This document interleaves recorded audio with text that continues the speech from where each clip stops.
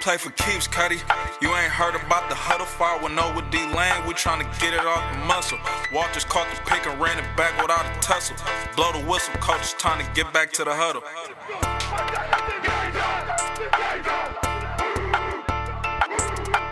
Welcome to the 510 Huddle. We back again. It's your host Isaiah with Coach D-Lane. How you doing today, Mr. Bowl Champion? Hey man, feeling great. Got a bowl win. Ended the season on a 3-game winning streak. I think we only gave up like 11 points per game in those 3 games. One of my corners had like 4 picks in the last 2 games. So man, hey, it was a great ending to a roller coaster season. A crazy for year 1 of coaching in college for me, but I definitely enjoyed my time, man. It was a great experience, and I had fun with my young guys, man. Yeah, that's good to hear. You know, it's been solo, just me the last 2 pods. I know y'all been tired just hearing me. D-Lane's back. We're doing this thing. Yeah, we're doing this thing, man. It sounded real official, man. It sounded real official. I like last week when we was talking about the college coaching hires. I was like, okay, Zay. Hey, I appreciate it, man. I'm just trying to work on the craft. And just got to give a shout out to tech sales. I got to talk every day, so I get better at talking. So I appreciate my 9 to 5 getting it done. There you go. So let's get it. Let's hop right into it, though. I'm excited about this week. Last week was crazy. Honestly, I think college stole the show over the NFL. It's rare to see that. I think college really stole the show last week. But this weekend, it was all NFL. And let's start off with the local team, the San Francisco 49ers. They lost to a 3-win team. I spoke about it last week. You can't lose to the Seahawks. They did. They got swept by the Seahawks. But they're in the NFC right now, and they're still in at the 7th seed. D-Lane, is there any team right now challenging SF for those last 2 wild card spots? I'm looking at 1, 2, 3. Niners at 6 and 6. Then you got Eagles and Washington on the back coming up hot. Oh, snap. Yeah, my bad. I was looking at the 1, 2, 3, 4, 5, 6, 7, 7. I'm looking at it. And I think I said early on, I just couldn't see 3 teams from that NFC West getting in there. So I'm gonna say my Eagles creep in there, man. I'm gonna say my Eagles creep in there. You think they do? But it's gonna be tough. It's gonna be tough, man. Who do the Eagles end the season off with? I mean, you got... Well, we got Washington. So we all division. So our fate is in our own hands. We got Washington twice, the Giants once, and the Cowboys once. I think we need to go 3-1 there, at least 3-1. Okay. So you got... I mean, to me, it's going to be hard. Well, it really comes to this, right? There's 5 games left. Do the Niners go 3-2 down the stretch? That get them at 9 games, right? They have 2 layup games, right? They play the Texans and they play, I guess the Rams and the Titans and the Falcons. So to me, they the Bengals this week. You know what's going to be a big one is this Bengals game that's coming up this week. Because the Bengals just shellacked the Chargers last week. Oh no, it's a loss. They're losing this week. They're losing. They're losing the Bengals. Oh yeah, I mean the Bengals air it out. Any team they play this year that airs it out, that's not named Kirk Cousins, they lose. Right? I mean, let's talk more about that. I mean, the Shanahan team. I mean, the Seahawks are a mess. We're talking about Pete Carroll getting fired, we're talking about blowing the whole thing up last week and last 2 weeks in the media. And then they lose. I mean, they lose a gut wrenching loss, and like they weren't playing well. Special teams was a mess. Jimmy turned. I mean, it's a mess. You know what? I'm gonna piggyback, Zach. I'm gonna piggyback, man. I'm gonna backtrack. Now I'm thinking about it because we got a question. We're gonna talk about it a little later in the season. Why is it so hard to win in December and January? I'm gonna go with the Niners over my Eagles for the main fact that they both got elite running games. They both got elite rushing attacks. But I'm going to take the separator, which is the coach. I feel like they have an advantage with Kyle Shanahan over our rookie head coach. Now, I'm not really high on Sirianni. I know you're not particularly high on Kyle, but it's a big gap there. I would agree. No. He's not Sirianni. Yeah, and even though I feel like Jalen's a bit more dynamic and more of a dual threat than Jimmy, I believe Jimmy is a better thrower of the football on a consistent basis. So and I feel like the Niners have more impact players with guys like Kittle. Kittle just had like 9 catches for $182 and 2 touchdowns last week. You got Kittle, you got Debo. Come on, dual threat monster out the backfield and receiver. We don't have those impact guys like that. Not like the Niners do. So I'm gonna go with the Niners to squeak in there. And I know, like I said, I think I started the season off saying no way 3 teams from the NFC West will get in. It's definitely looking that way right now. I might have a surprise team for you. You're gonna think I'm crazy. So I think the Niners are going to be in that spot, but I think the one team that can push them for that spot, and this would be a disaster if this happens, because the Niners have to make the playoffs. They have to, because they're not playing Trey Lance. We'll talk about that in a minute. I think the Seahawks could catch them, and I'm only going to say this, right? I'm looking at Seahawks sitting at 4-8. Okay. The Niners at 6-6. They're 2 games behind. But you have to remember, they swept the Niners. This is what the Seahawks played at the end of the season, bro. The Texans, the Rams, the Bears, the Lions, the Cardinals. They play the Cardinals the last game of the season. So unless the Cardinals are playing for the 1 seed, right, where they're currently at, they could be resting. If they're in a position where the Cardinals are resting and they just need 1 game to make the playoffs, Russ is winning that. Right? To me, the true game is, can they beat the Rams? If they can beat the Rams, every other game is they will be favored in. Let me get this right. You just say you got Seattle Seahawks catching the Niners? No, that's the only team to me that could push late. Because you listed a bunch of reasons. Like, all these teams are in the NFC with 4 to 5 wins, right? The Seahawks have a 2. They swept the Niners, right? And so if they win out, they'll have the same record as the Niners, right? At the end of the season, they'll have the edge over them. That's the only way it could be a disaster. And you got to understand, your Eagles, this all divisional games. They got Washington twice, the Giants, and Cowboys. So if they beat, I mean, they could be in all those games. I think the NFC 6 and 7 seed is going to be real fun. I think the Niners, if they go 3-2, right, they're a playoff lock. They have to go 3-2 down the stretch. They're a playoff lock. The only way they're not making the playoffs is if the Eagles win out and sorry, not the Eagles. Washington football team went out, or the Seahawks went out. If those 2 teams went out, they don't make the playoffs. I'll say this: I don't believe Washington gets in. So either it'd be Niners and my Eagles. Yeah, I believe it's either the Niners and my Eagles or the Niners and Minnesota. I can't see Washington getting in. No, it's gonna be fun. It's gonna be fun to play out though. So, yeah. But yeah, and then last point on them making the playoffs. And it's gonna lead into the next question. If Kyle does not make the playoffs, this will be, I think he'll be on the hot seat next year.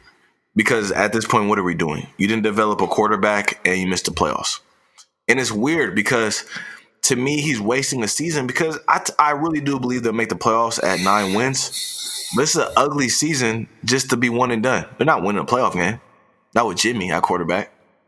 And not with, the inability to play special teams. They turn the ball over every game on special teams. And so that leads you to the next question, D-Lane. Should Trey Lance play this season? Okay, so before I answer that question, should Trey Lance play this season? Did you just say, so you believe if he did make the playoffs, he's still on the hot seat for next season? No. If he made the playoffs at 9-6, 7, would he still be on the hot seat 3? 9-8 for next. Okay, yeah, I thought that's what you said. 'Cause I was gonna say, well, if they make the playoffs, regardless, 9-8. Whatever the record may be, whatever the record is, if they make the playoffs, that's the situation. That's the dream scenario Kyle had all year long, right? And I've been telling you this from the jump. When I was like, I wasn't on board for the young man to play, because I was like, the last time I've seen a healthy Niners squad with Jimmy G, they were a contender. Now we haven't seen them fully healthy. Nobody's healthy at this point in the season. We already know that, but. I wouldn't say they're a contender, but they're right there in the thick of things. They're right there. They're considered a playoff team. They're still in the bubble right there, the Niners.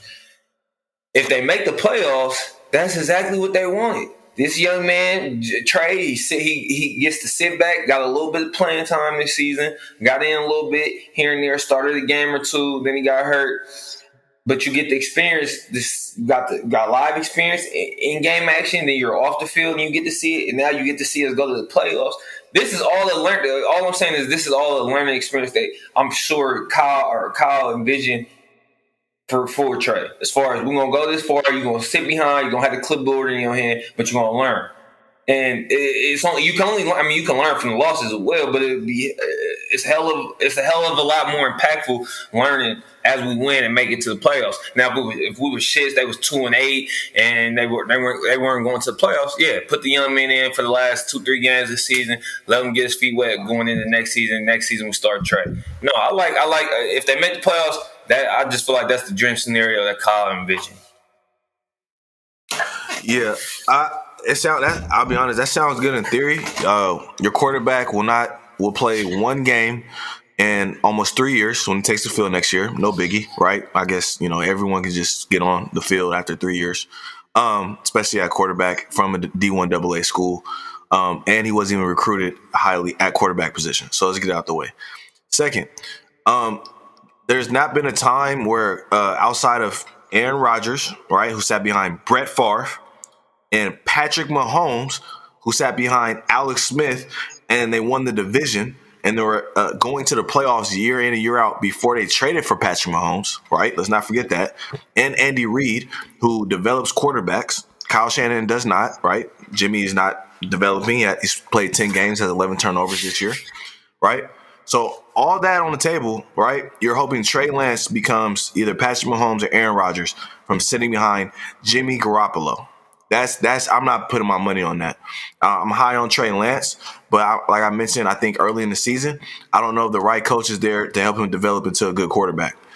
And I think it's we're going to see the team 6-6. They're in the playoffs right now in the NFC. I think you have to me, Trey Lance would have got better by playing. We saw Justin Fields progress week in, week out by playing, right? So when they go into the offseason, okay, this is what I can get better at, right? I really struggled throwing a deep ball, or, hey, I struggled against the blitz last year. Trey goes into the offseason like, all right, cool. I learned how to take notes and watch film. Let's go. Come on now. I just don't see that working out. I mean, I'll say this. If Jimmy Garoppolo's on the team next year, we know the Trey Lance project is not going well. And I agree with that. Right? And I heard now they're talking about. I agree with that last point for sure. Yeah, now I hear rumors like if they win the playoff game, he will be back. Right? Like there's a story that came out 2 weeks ago when they were after they beat after that two-game winning streak. So I don't think this is for Rodgers. I think this is more similar to Mahomes and Alex Smith. Jimmy's Alex. Before you start, I'm not saying 4 years. Go 4 years. Hey, Patrick Mahomes a 4-year starter. Go ahead. 4-year starter. Go ahead. At TC or at Texas Tech. Yeah. So you're forgetting. Trey Lance has started 1 full year at quarterback in his entire life. The upside is crazy, Zay. And that's what you get drafted on at the end of the day. I was watching man, we got to talk about this too in another episode. I don't know. Have you been watching Brady's man? Yes. Name me a quarterback that's been good that did not play a lot in college. Just name me one. I'll wait. Kyler Murray. The fuck? Kyler Murray. 1 year. Kyler. But hold on. At the highest level and went to the playoffs. So Kyler Murray, okay. Kyler Murray. No, thank you. Name me another one. So that's Kyler Murray, right? 5-star recruit. Well, it's not many you can name anyway. It's not the NBA. You're in college basketball where you can do one and done. Most of these guys got to stay 3 years anyway. But that's what I'm saying. He hasn't played quarterback long enough. And he's not. And I think that's my whole point. I think it was a major. So that's what I'm saying. If they win, and that's why I wanted to piggyback on the point you said earlier that you said if you heard Jimmy won a playoff game or gets to the playoffs, they'll bring him back for next year. And that's why I'm comparing it to Alex Smith. Well, no, because Alex, it's actually more like A-Rod and Brett Favre, not Alex and Pat. Because if he does win a playoff game, or say they go to the playoff game, Jimmy G and the crew, Yes, I think he should be back. Like you just said, the young man hasn't played a lot of quarterback. Sit your ass back and learn. That you can learn. Well, I don't know why you acting like the only way you can learn is through reps. You can sit back and learn how to do things. Why are other quarterbacks doing that then? And why isn't that the plan for other quarterbacks? The other quarterbacks don't have the same situation as him that you just laid out. As far as they didn't play 1 year, Zach Wilson played 3 years at wherever when he hurt. You're a coach. Played 3 years. Hold on, D-Lane, you're a coach.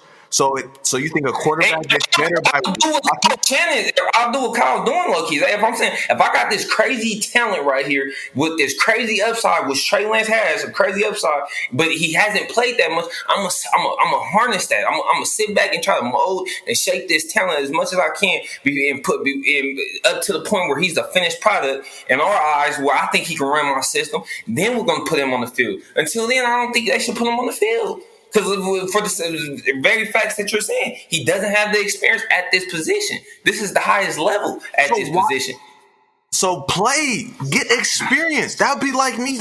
I do sales. Just shadow someone in every sales call. Shadow. Don't do it. Like what? I get better at doing anything. This is a sport. You get better at doing. You have to play. And I just looked up Kyler Murray, one year full-time starter, but played in 29 college Division I games at the Power 5 level. 29 games. Okay, and that's only a few more than Trey Lance. Trey Lance played like 17 or 18 career games. So he played like 3 in that spring season and played 1 last year before he quit it. And then I was hearing the same argument or after the draft about Trey Lance. He has the same amount of snaps as Mac Jones. I don't hear this argument about Mac Jones, and he's over here balling. Number 1 in the AFC. So why would not play Trey Lance then? Why should Mac Jones sit there? Because Mac Jones had nobody in front of him. It was a different situation. Come on now, Zay. We played at Alabama. We seen him do at the highest level. We did not see Trey Lance did Division I AA. Zay, if Jimmy G, so you telling me if Jimmy G was in New England, if Mac Jones would start right away? You said no, because he wouldn't, because everybody knows Bill like Jimmy. I'm saying if Jimmy G was in New England, they wouldn't have drafted season. Hold on, that's exactly. I'm saying if they was in the position, say they had a terrible season last year, Jimmy get hurt, they bring him back, and he's with New England, but New England has a top 10. Yes. New England is 9-4 on Mac Jones. New England is 9-4. So yes, why not start the rookie quarterback? They're 9-4. You're 6-6, Kyle, at the 7 seed. Come on now. With every team, you're about to be 500 at 500 in the playoffs. Play your quarterback. Play Trey Lance so he knows what to get better at. He has no experience, and he played Division I AA. Don't have no chance at the playoffs. So what are you saying? Are you trying to get to the playoffs or not? Yes, and why? If Jimmy G is not playing well, and you're still at 6-6, you could have played Trey Lance this whole time. Come on, what are you talking about? They've beaten one team with the winning record. One team with the winning record. Trey Lance this whole time, you might not even be in this position, is what I'm saying. But at least he's getting better for next year. At least. Yeah, but damn, next year. This ain't the NBA. In the games they won, all Jimmy did was hand off the whole game. He has every game. And they did that same year. They have a losing record. They went to the Super Bowl. The average. They did that same year. Go ahead. Hold on, we can't bring up 2019. That was a loaded team. That's years ago. What have you done lately? Whoa, we can't. They still got the same pieces. So they still got some of those same pieces from that team. And what I'm trying to tell you is this isn't the NBA. Your championship window is 3, maybe 5 years at max in the NFL. They still have a year or two to capitalize on this talent. Really, a couple more years moving forward now, since Trey will be the quarterback. Hypothetically speaking, if Trey's the quarterback, because he'll be on this rookie deal. I believe. So you'll have 3 more seasons. We have different philosophies. To me, you get better by playing. Simple as that. He's not getting better sitting on the bench, and he has played 1 year. You have to remember, he wasn't some touted quarterback out of high school. He was quarterback as a safety. Right? I like this situation. So yeah, I get you. Yeah, I like experience. Yeah, he better look good next year. Week 1, Trey Lance better look. Week 1, Trey Lance better than every other year 2 quarterback next year. He better look better than. That's all. I'm leaving it at that, because that team has Debo, Ayuk, Kittle. He better look better than every single year 2 quarterback next year. That's all. All I'm saying, everyone. Is that good? And all I'm gonna say is the kid's a stud.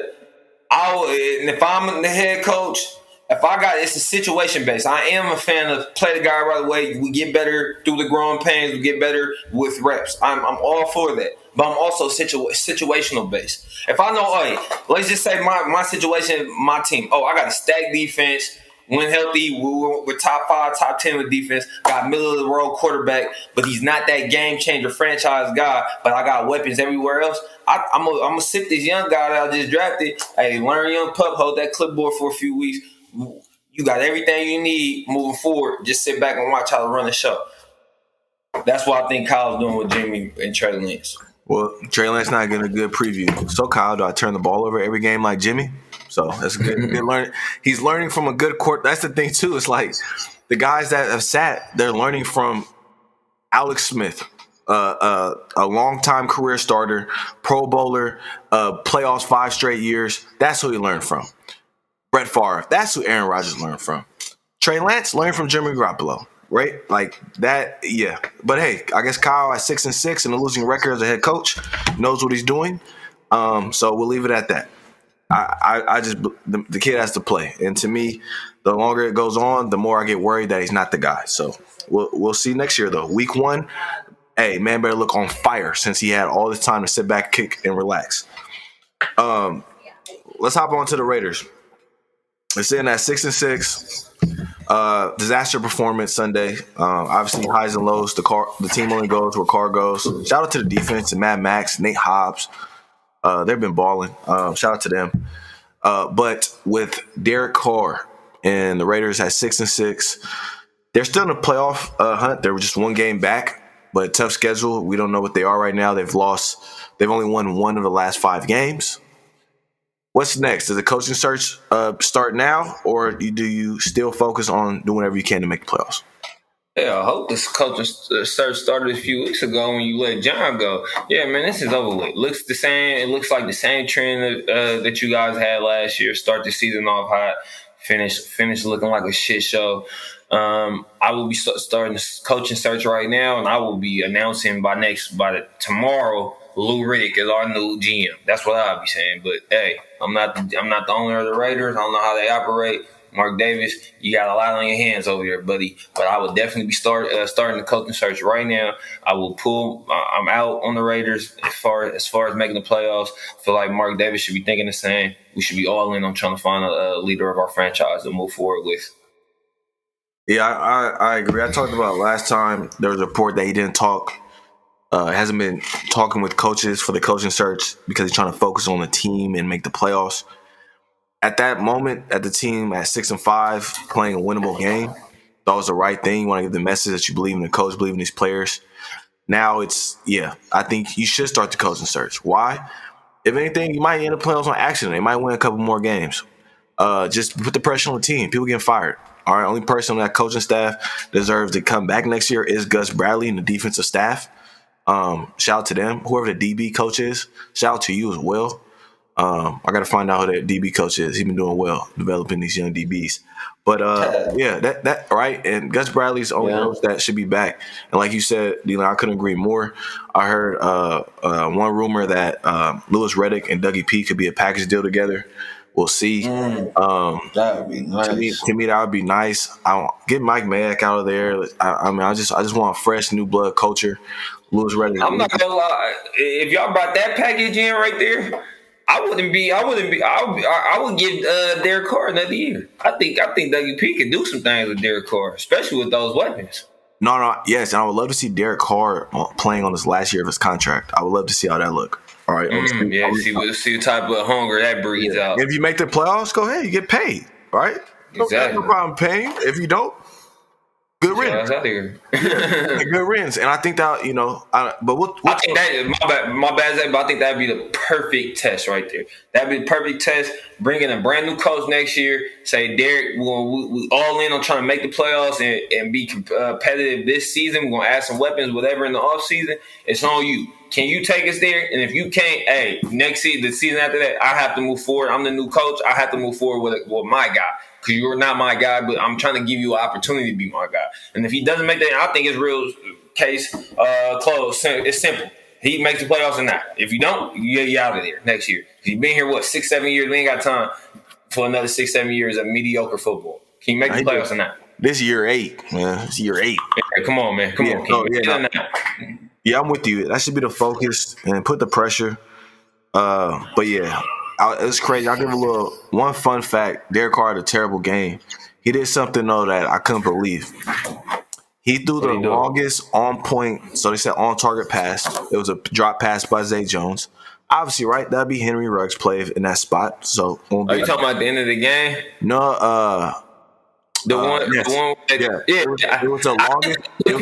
Some people thought it was a PR. You thought it was a PR, Zay? I'm a receiver. You put 2 hands on the football, you catch the fucking ball. Simple. I don't give a fuck. Sure. The jersey pull didn't stop him from catching. It was this little. No. It was an arm pull. Big boy receivers make that. Alpha receivers make the catch. That's Zay Jones. I'm not going. Here we go. It's Zay Jones. I'm not going to spend time talking about Zay Jones.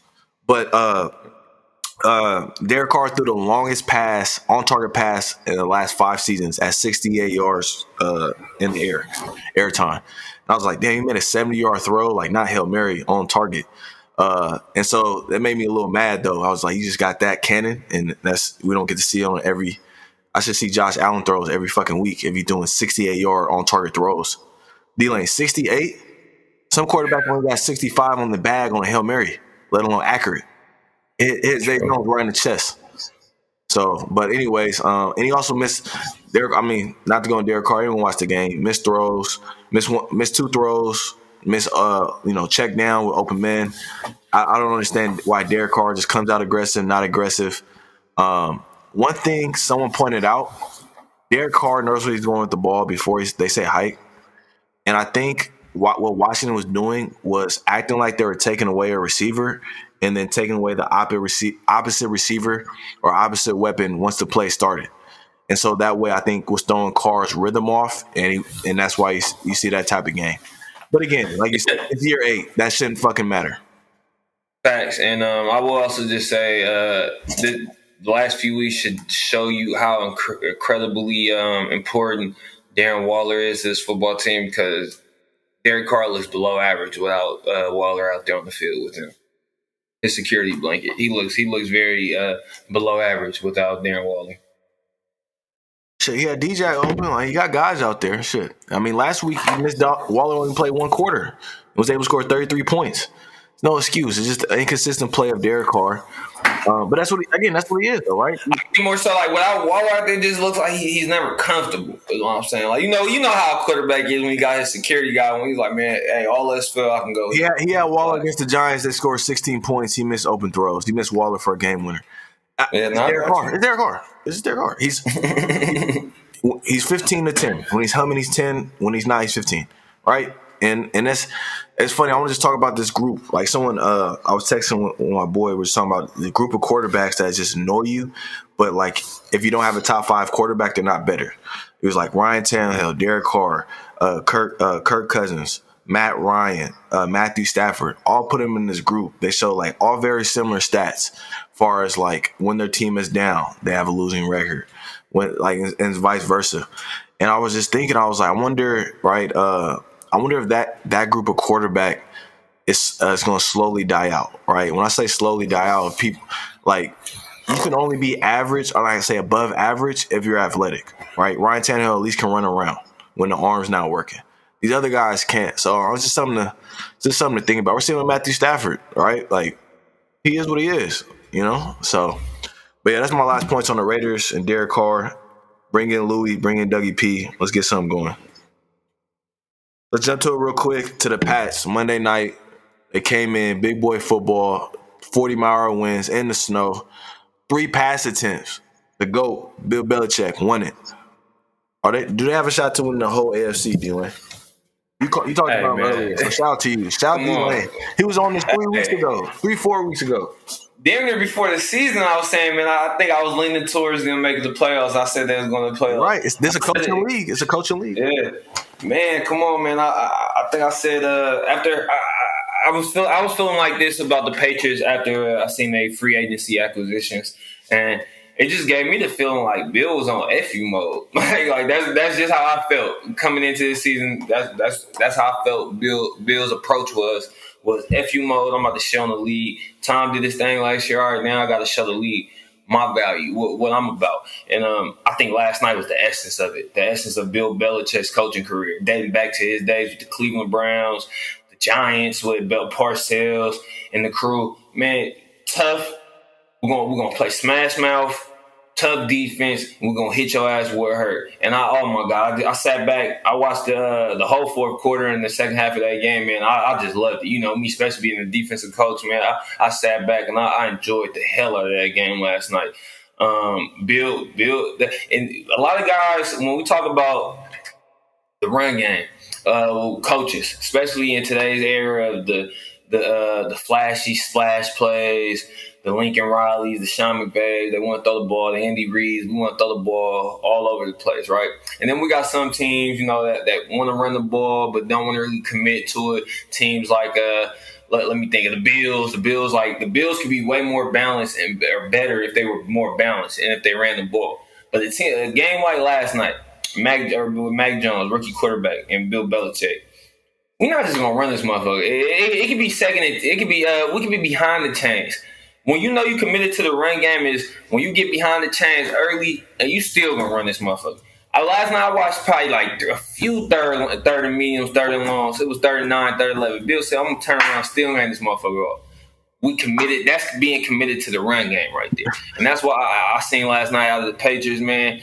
If they keep playing defense like they're playing defense, this young kid doesn't make mistakes, they can very easily win the Super Bowl. Easily, they can win the Super Bowl. With the way their defense is playing right now and the way that he plays on offense, which is Brady-esque. Like, the shit is crazy, impressive to see right now. It really reminds me of the first couple years Brady was under Belichick as far as we're going to play hard-nosed defense, smash-mouth offense, and my young quarterback right here, he's smart as hell. He just doesn't make mistakes. I love the Patriots, man. I'm damn near going – I'm saying it right now. I got the Patriots going all the way out the AFC. I'm saying it right now. I got the Patriots coming out the AFC. I'm going back to I got to tweet that shit after this. Honestly, to me, that's not a bull take. I think, honestly, as things are setting down, it's only going to be Chiefs Pats coming out. To me, that's not a bull take at all. They're a complete team with Bill and Josh running it up. And just look at their schedule, right? To me, they play the Bills again, December 26th at home, and they play the Colts, right? And they have a bye week coming up, so this is perfect. So they play the Colts after a bye week. Bill ain't losing that. And then they have the Bills. Then they end the season off with the Jags and Dolphins. I'm counting those as dubs right now. That'll put them at 11 wins if they beat the Jags and Dolphins. Let's just say they split with the Bills. I doubt it, but let's say they do and they beat the Colts. That's 12 wins. Is 12 wins going to be number one in the AFC? Should be. The Chiefs right behind them with 8. Let me see. They play the Raiders this week. That's a dub. Then they play the Chargers. To me, that's 50-50. They still got the Bengals and Steelers. I believe they lose one of those. It's not a layup.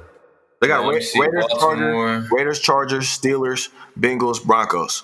So every game they play Baltimore might have the toughest closing stretch. They got the Browns, Packers, Bengals, Rams, and Steelers. All the closest with injuries. With injuries, yeah, man. Whew. To me, if Bill doesn't win Coach of the Year, John Harbaugh should. Yeah, I think Bill.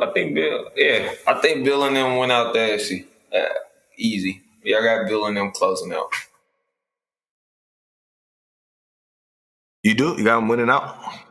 I got them winning out. Or at least coming out the AFC. Yeah, I think they might, man. I think just the way the schedule lay up. And they get the top. And I got them getting the top seed. I got them getting the number 1 seed. Oh, yeah. It's gonna be fun down the stretch, though. I think, yeah. But to me, it's just Chiefs, Patriots. But the Chiefs have a way tougher schedule down stretch. But we're going to see. But, yeah, I think the Pats might get it. I mean, now, just speaking on the Chiefs, their defense has been one of the best, like top 3 unit the last 6 weeks.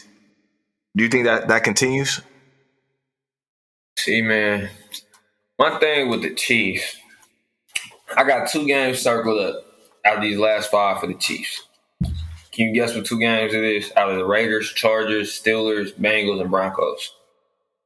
The Bengals. 2 games I got circled up. That's 1. And Chargers? Yes. Both versus elite quarterback play. I got to see it. I have to see it versus elite quarterback play. The last few weeks, yes, defense has been phenomenal. But come on now, let's be honest. They beat the Packers without Jordan Love, without A-Rod.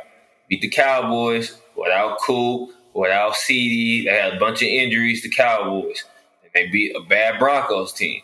And they beat a shitty ass Raiders score. Well, I ain't gonna get at your team like that. Y'all been going through a lot. Yeah, I'm gonna give a fun fact. I'm gonna say y'all. Yeah, they went through. They beat a stressed out Raiders team. Every game of Rush's career has had at least a 30-yard catch against the Chiefs. So he played a Henry Ruggless Raiders. Yeah, exactly.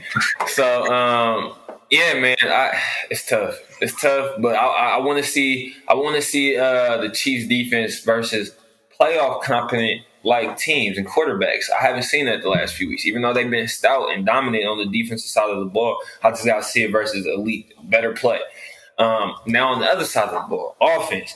Pat is struggling, man, and I really don't know what's going on with his weapons. Kelsey's fumbling here and there, drops.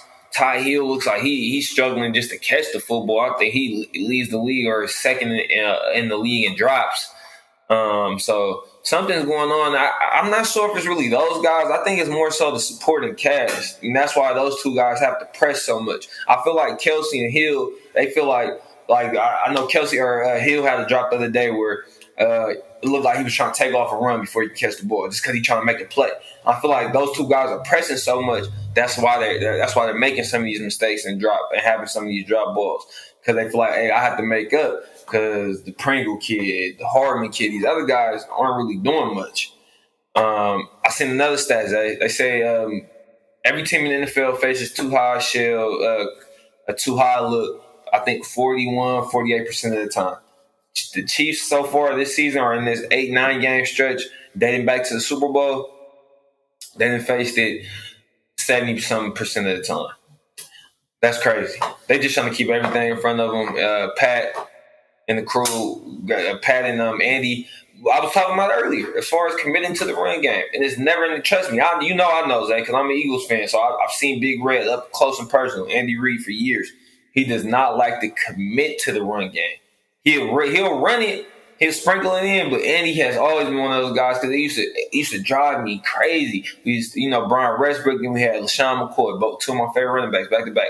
I always felt like whenever we had our best success was when those guys had 20 touches. Regardless if it had to be rush touches or pass catches or touches. Either way, get the running back 20 touches.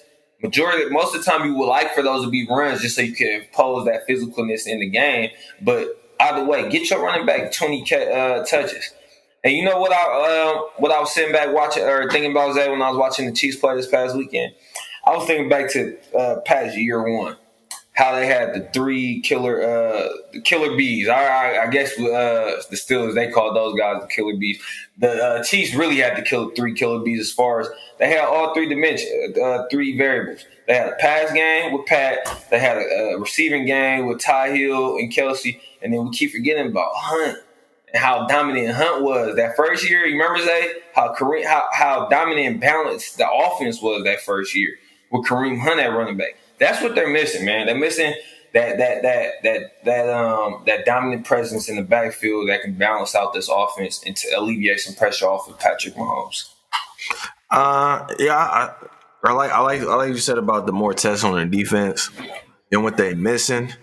That's for Patrick Mahomes to figure out and fight through.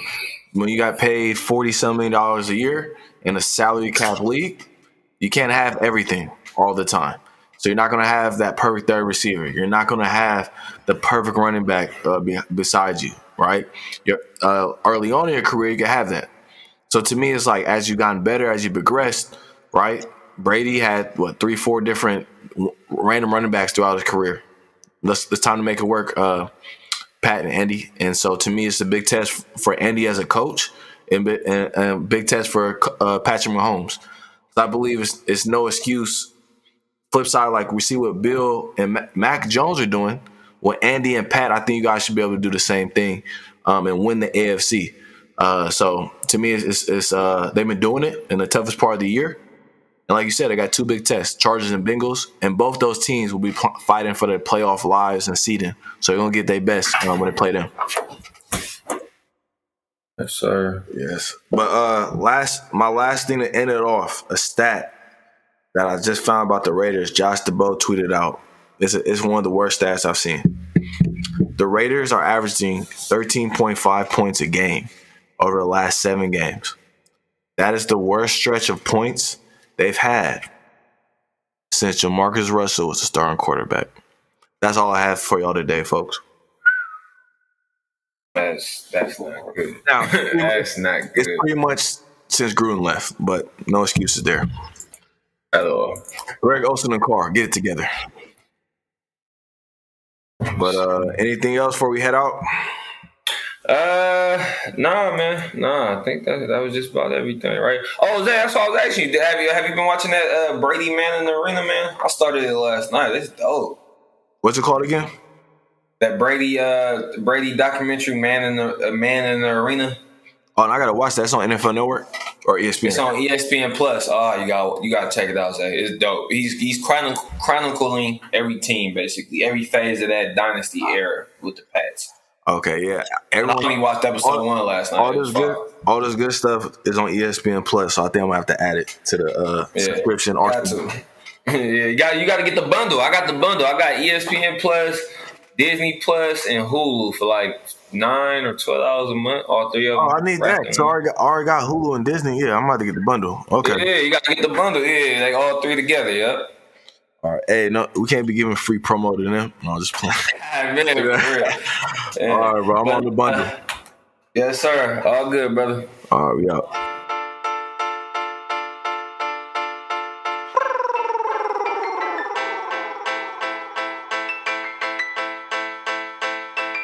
We play for keeps, Cuddy.